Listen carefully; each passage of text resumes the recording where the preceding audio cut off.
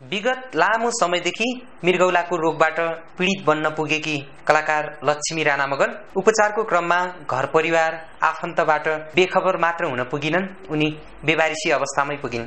बेवारिसी अवस्थाबाटै नेपाल मगर संघको केन्द्रीय कार्यालय कलङ्कीमा राखी उद्धार गरिएकी उनी अहिले काठमाडौँ स्थित वीर अस्पतालको आकस्मिक कक्षमा उपचार गराइरहेकी छिन्।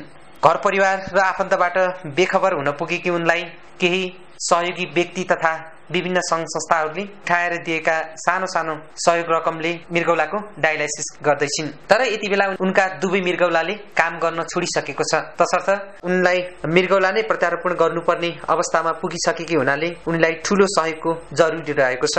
यसै कुरालाई मध्यनजर राख्दै नेपाल मगर संघका केन्द्रीय अध्यक्ष नवीन रोका मगरको रोहबरमा गत असार 30 गते नेपाल मगर सांस्कृतिक संघका केन्द्रीय अध्यक्ष कविराज मगर, नेपाल मगर महिला संघ केन्द्रीय समितिका अध्यक्ष विनिता आले मगर र एकीकृत सृजनशील समाज नेपालकी आमा जुनु पुन मगरलाई समिति गठन गरी बैंकमा खाता खोलेर प्रभावकारी र व्यवस्थित तरिकाले सहयोग संकलन गर्ने भनी जिम्मा लगाएको थियो। फलस्वरूप कविराज मगर अध्यक्ष, विनिता आले मगर उपाध्यक्ष, निर आले मगर सचिव र कोषाध्यक्षमा जुनु पुन मगर साथै सदस्यहरूमा धनकुमारी राणा मगर, अमला थापा मगर, जुना मगर, निता पुन मगर र नन्द घरती मगर सदस्य रहने गरी समिति गठन गरियो, जसले एनआईसी एसिया बैंकमा खाता खोलेर रकम समेत संकलन गरिसकेको छ।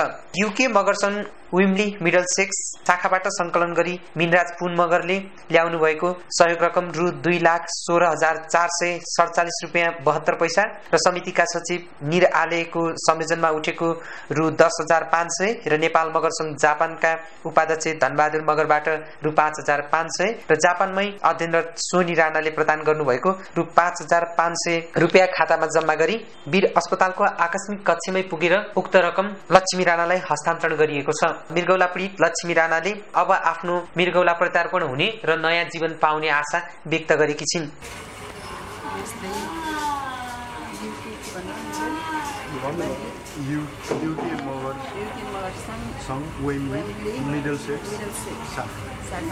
यहाँ सबैलाई मेरो चाहिँ धेरै धन्यवाद, यति ठुलो मद्दत गर्नुभएको छ मलाई होइन।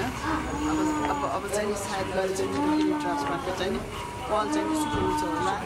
अब त्यही हिसाबले अरूहरूले पनि यो प्रक्रियाहरू सबैहरूले चाहिँ यस्तै किसिमले केही गरिदिनुहुन्छ भन्ने चाहिँ पूर्ण रूपमा आशा लिएको छु मैले। धेरै धन्यवाद।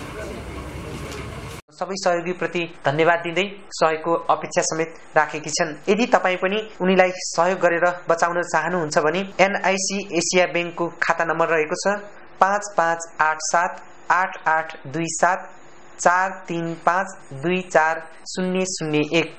खाता नम्बर पुनः एकपटक 5587882743524001 मा सिधै सहयोग रकम जम्मा गर्न सक्नुहुनेछ।